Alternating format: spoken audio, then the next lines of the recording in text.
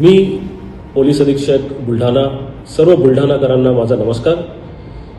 जाणारं 2025 वर्ष यावर्षी आपण सर्वांनी कायद्याचे पालन करून आपण सर्व मोठ्या जबाबदारीने वागलेलो आहोत आणि येणारा 2026 हा वर्ष याचा स्वागत देखील आपण आनंदाने आणि हर्षोल्लासात करणार आहोत। परंतु हा आनंद साजरा करताना कुठेही मद्यपान करून किंवा अंमली पदार्थाचे सेवन करून स्वतःला किंवा दुसऱ्याला आपल्यामुळे त्रास होणार नाही याची जाणीव आपल्या सर्वांना असली पाहिजे।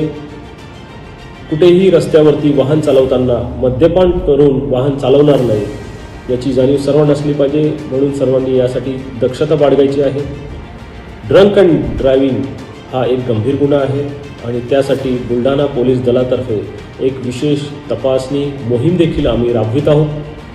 या मोहिमेदरम्यान आम्ही कठोर कारवाई देखील करणार आहोत।